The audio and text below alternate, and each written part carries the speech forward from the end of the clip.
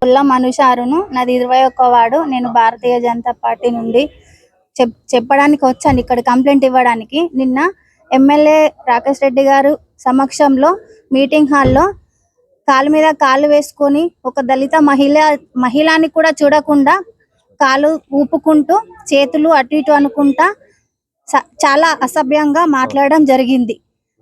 నేను దాన్ని ఖండించాను. అయినా సరే నువ్వెందుకు మాట్లాడుతున్నావు అని నా మీదకి ఫైర్ అయ్యారు.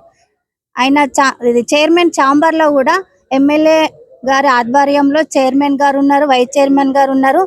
వాళ్ళను చూడకుండా కూడా కాలు మీద కాలేసుకొని కూర్చుండడం మేము ఖండిస్తున్నాము. అట్లా చాలా అసభ్యంగా మాట్లాడడం జరిగింది. దానికి నేను కంప్లైంట్ ఇవ్వడానికి ఒక దళిత మహిళగా ఇక్కడికి వచ్చాను. భారతీయ జనతా పార్టీ కార్యకర్తలు అంటేనే ఎక్కడన్నా అక్రమాలు జరిగితేనే ముందుండే వాళ్ళం. అలాంటిది మా మీద జరిగితే మేము ఎందుకు ఇలా ఉండడం అని ఇప్పుడు నేను దళిత మహిళగా కంప్లైంట్ ఇవ్వడానికి ఇక్కడికి రావడం జరిగింది. జరిగిన సమావేశంలో ఎక్కడ కూడా దళితులు లేకున్నా గానీ ఏదో చెప్పుకోవడానికి ఒక దళితులు ఉన్నారని చెప్పేసి ఆ విధంగా వచ్చి ఇక్కడ కంప్లైంట్ ఇచ్చినావు.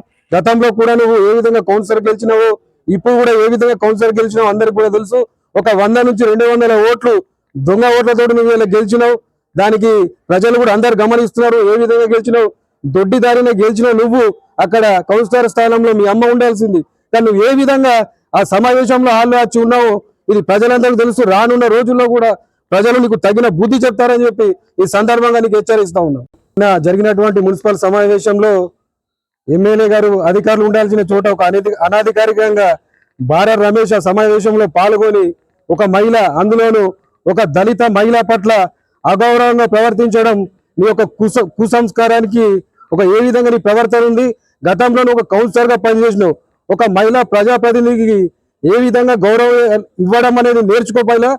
అంతేకాకుండా ఇంకో దళితుల జోలికి వచ్చిన ఒక దళితుల పట్ల కానీ కూడా నువ్వు అసభ్యంగా ప్రవర్తించినా కానీ కూడా తీవ్ర పరిణామాలు ఉంటాయని చెప్పి ఈ విధంగా ఈ సందర్భంగా బారెడ్ రమేష్ గారికి హెచ్చరిస్తా ఉన్నాం. ఈ రోజున ఆర్మూర్ మున్సిపాలిటీలో స్థానిక శాసనసభ్యులు రాకేష్ రెడ్డి గారు సమీక్షా సమావేశం తీసుకుంటా ఉంటే ఆ యొక్క సమీక్షా సమావేశంలో మా యొక్క దళిత ముద్దు బిడ్డ అయినటువంటి 21వ వార్డు కౌన్సిలర్ అయినటువంటి అనుష మీద ముందు కూర్చొని ఆ కౌన్సిలర్ ఏది కూడా కాకుండా కానీ ఆ కౌన్సిల్ లోకి ఆ కమిషనర్ గారు వారు ప్రత్యేకంగా వారిని వచ్చిన తర్వాత మా యొక్క కౌన్సిలర్ మీద వారు కాళ్ళు ఊపుతూ చేయి రకంగా బెదిరిస్తూ అనేక రకాలుగా ఈ రకంగా చేస్తే కాంగ్రెస్ పార్టీని అవుతా ఉన్నాం. అయ్యా, మొన్నటి పార్లమెంట్ లో ఈ యొక్క మహిళలందరికీ కూడా రిజర్వేషన్ 33% తీసుకొస్తే అక్కడ కాంగ్రెస్ ప్రభుత్వం ఆపేసింది. ఇక్కడ మున్సిపాలిటీలో అవినీతి అక్రమాలను తీసుకొస్తే కాంగ్రెస్ నాయకులను తీసుకొచ్చి బెదిరించే రకంగా చేస్తా ఉన్నారు.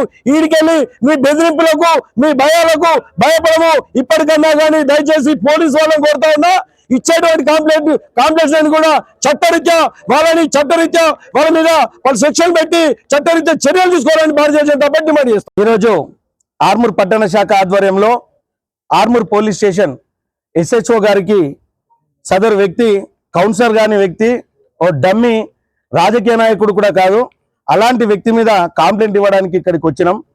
విషయం ఏంటంటే నిన్న మున్సిపాల్లో జరిగింది. నాపై ప్లస్ మా కార్యకర్తలపై నిన్నొచ్చి కొంతమంది 4-5 నాయకులు వచ్చి ఇక్కడ కంప్లైంట్ ఇవ్వడం జరిగింది. వాస్తవం విషయం ఏంటంటే కంప్లైంట్ ఇవ్వాల్సింది మేము. ఎందుకనంటే మా మహిళా కౌన్సిలర్ దళితుల పట్ల భారతీయ జనతా పార్టీకి ఉన్న నిబద్ధత, ఒక జనరల్ రిజర్వేషన్ సీట్లలో ఒక మహిళకి రిజర్వేషన్ కల్పించి మహిళని గెలిపించుకున్నాం. అక్కడ మా కౌన్సిలర్ని పట్టుకొని అక్కడ నిన్న హాల్లో ఎమ్మెల్యే గారి సమక్షంలో నిజంగా జరిగిన విషయం ఏంటంటే వాడు వెనకాల కూర్చుని ఉన్నాడు, ముందుకు వచ్చేసి మా మహిళా కౌన్సిలర్ ఉండగా ఆ పక్కకే మా శ్రీనివాస్ 9వ వార్డు కౌన్సిలర్ కూడా ఉండగా అనుష గారి చూస్తూ వేళ్ళు చేతులు అటు ఇటు అంటూ కాళ్ళు ఊపుకుంటూ అసభ్య ప్రవర్తన చేసిన తర్వాత మా 21వ వార్డు కౌన్సిలరు 23వ వార్డు కౌన్సిలరు నాగరాజు గారు ఆ ప్రవర్తనను చూసి ముందుకొచ్చి అక్కడ కూర్చుండి పద్ధతి కాదు అని. ఆ తర్వాత గమనిస్తున్నాం మా మహిళా కౌన్సిలర్ గారు కూడా అనుష చెప్పారు, ఇట్లా పద్ధతి కాదు మీరు ఇట్లా బిహేవ్ చేయడం అని. ఆ తర్వాత ఎమ్మెల్యే గారు మాట్లాడుతుండగా సంభాషణలో ఎమ్మెల్యే గారిని కూడా ఏకవచనంతో చేతులు చూపెడుతూ ఇష్టానికి వచ్చినట్టు మాట్లాడితే మా కౌన్సిలర్లు ప్రశ్నించారు. ఇది ఏం సరైన పద్ధతి అని అంటే ఓడ్రా ఆడ్రా ఈడ్రా అన్న తర్వాతనే నేను కూడా అక్కడికి ఎంటర్ కావాల్సి వచ్చింది. మీరు ఇట్లా మాట్లాడడం కరెక్ట్ కాదని చెప్పేసి అన్న తర్వాత వాడెవడు, ఎమ్మెల్యే ఎవడు, వీళ్ళెవరు, లాస్ట్కు మా మహిళా కౌన్సిలర్ ఒక దళిత మహిళ అక్కడనే 4వ వార్డు నుంచి పోటీ చేసిన మా దశరథ్ గారు కూడా ఉన్నారు. ఆయన పట్ల కూడా ఇష్టానికి వచ్చినట్టు మేము ఎక్కడ కూడా దళితుల్ని అన్న పాపన పోలే, ఉల్టా మా దళితుల్ని అన్ని ఉల్టా అంటే మేము వచ్చి ఎక్కడ పిటిషన్ పెడతామో, దళితులతో ఎక్కడ ఇప్పిస్తారో, దళిత కౌన్సిలర్తో ఎప్పుడు ఇప్పిస్తారో అని భయం బట్టి నిన్న వచ్చి ముందుగా నల్లి నాటకాలు ఆడి కంప్లైంట్లు ఇవ్వడం జరిగింది. అలాగే కొన్ని సోషల్ మీడియాలో అక్కడో ఇక్కడనో లేబర్ అంటే మామూలుగా మున్సిపల్ వాళ్ళని ఏమో అన్నారు చేసిర్రు అని చెప్పేసి కూడా తప్పుడు ప్రచారాలు చేస్తున్నారు. అక్కడ వీడియో ఆధారాలు ఉన్నాయి, ఎక్కడ కూడా ఎవరు ననలే. వాడు ఇంతకు ముందు గతంలో కొంతమంది దగ్గర డబ్బులు తీసుకొని కొంతమందిని పార్ట్ టైం టెంపరవరీగా అక్కడ ఉద్యోగాలలో పెట్టడం జరిగింది. వాళ్ళు పెట్టిన వారు కరెక్ట్ డ్యూటీ చేస్తలేరు, వీడు పెట్టించిన వారు కరెక్ట్ డ్యూటీ చేస్తలేరు అని సంబోధించడం జరిగింది. ఇది అక్షర సత్యం కూడా. ఎందుకంటే ప్రధాన డిమాండ్ మున్సిపల్ కార్మికుల పట్ల ఎవరి పట్ల అయినా సరే సదుద్దేశంతో ఉండే ఏకైక పార్టీ ఏదన్నా ఉంటే భారతీయ జనతా పార్టీ. కానీ దీన్ని సైడ్ ట్రాక్ చేసినట్టుగా డాల్రింగ్ రమేష్ అనే వ్యక్తి ఇష్టానికి వచ్చినట్టు మాట్లాడి ఏదో మమ్మల్ని అట్లన్నారు ఇట్లన్నారు. ఒక్క విషయం చెప్తున్నాం, అరే బాబు డాల్రింగ్ రమేష్, ఇప్పటికి కూడా పత్రికా ముందట చెప్తున్నాం, ఎమ్మెల్యే గారిని కానీ మా కార్యకర్తల్ని కానీ నీ ఇష్టానికి వచ్చినట్టు చేస్తా బిహేవ్ చేస్తా అనంటే నువ్వు మున్సిపల్లో అప్లికేషన్స్ ఇవ్వడానికి మాత్రం తప్ప అధికారికంగా మున్సిపల్కి వెళ్ళడానికి మాత్రం ఎలాంటి హక్కు లేదు. నీకు మళ్ళీ ఒకసారి చెప్తున్నాం, మున్సిపల్ అధికారులకు విన్నవిస్తున్నాం, ఇక్కడ పోలీస్ స్టేషన్ లో వివిధ శాఖలలో కూడా ఉంటున్నాం. నీ కాంగ్రెస్ పార్టీ తరపున రిప్రజెంటేషన్ పదవి ఉంటే దాన్ని చూడు. ఎలాంటిది ఏం లేకున్నా కానీ నువ్వు వచ్చి అక్కడ మేము ఇష్టానికి వచ్చినట్టు చేస్తామంటే ఎవ్వడు ఊరుకోడు. నీ తాటాకు చప్పుర్లకు ఇసుంటి కేసులు చేస్తామనంటే ఎవ్వడు భయపడటం లేడు. భారతీయ జనతా పార్టీ కార్యకర్తలు నిబద్ధతతో ఉంటారు. మీ లెక్క 100 పార్టీలలో తిరిగి పక్కలేసి పబ్బాలు కడుక్కునే మెంటాలిటీలు ఎవ్వరికి ఉండయి. మీ క్యారెక్టర్లు ఏంటో అందరికీ తెలుసు, ప్రజలందరూ గమనిస్తున్నారు.